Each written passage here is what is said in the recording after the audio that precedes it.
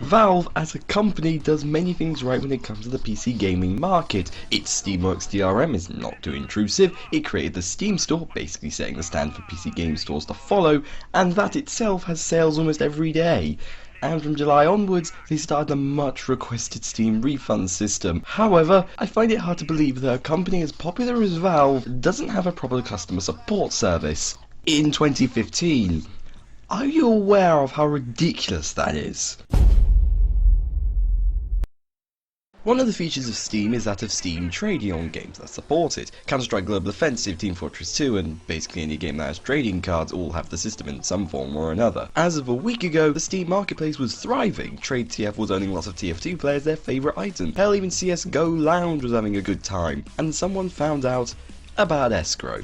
The code for this system was lying around in the Steam client files for a good while, and it detailed an automated system where any items you traded with another player on Steam is placed in escrow. Think of it like a bleak limbo for trade items for security reasons, and many videos were against the idea. Even a petition was signed to not go ahead.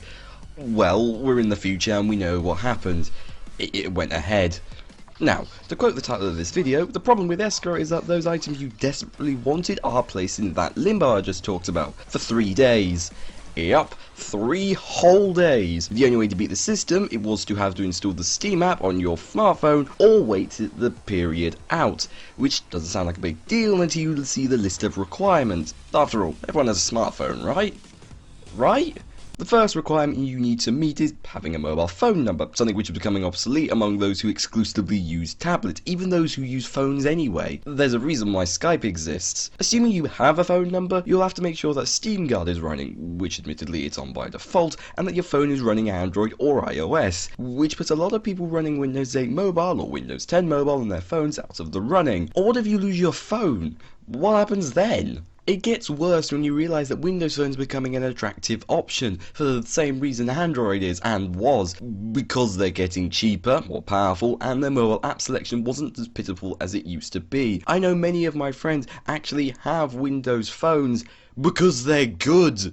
They may not be because of the app selection, but they're really damn good phones. Also, unlike Android or iOS, a big selling point is Windows 10 Mobile can actually run games from the Windows Store desktop app on regular Windows 10, making it cross-compatible. Again, if you're into that sort of thing. The final requirement is that you have to be willing to get messages from traders, some that you may not even know at all to your smartphone or tablet. I'm sorry Valve, what was wrong with email verification exactly? It's pretty damn obvious that Valve is trying convoluted security methods in order to actually not have a support service, instead relying on an automated one. That may be fine for things such as, controversially, Steam refunds and deleting games, which is something you can now do, but not for this. I also understand that it was also done to stop spam bots, which I'm grateful for you to stamping on that issue. 3 days, however, is too long of a wait. Far too long. And this is coming from a person who is more than willing to wait a week to get the latest taunt from TF2, just so I can get it half price. That is coming from me, okay? Think about that. The sad part is that the bots have just changed tactics. It only slowed the bots down. Instead of sending spam trades, the bots are just sending spam friend requests instead. Ever since this system has been in place, I have gotten 3 friend requests on 3 consecutive days, as soon as I woke up every goddamn morning. This isn't a solution, Valve. Escrow is not the solution. This is just inconvenience for your trading customers. As of recording, I haven't used the trading system since Escrow, and I'm calling Escrow by the way because A, it just sounds much better with the name you replaced it with, and B, people need to know it by the original name you gave it. I may be thankful for Steam refunds, but like many traders on Steam, I'm not thankful for this. It benefits no one, not even you, Valve. Sort it out. Thank you very much for watching. I'm a little bit fired up today, in case that wasn't obvious.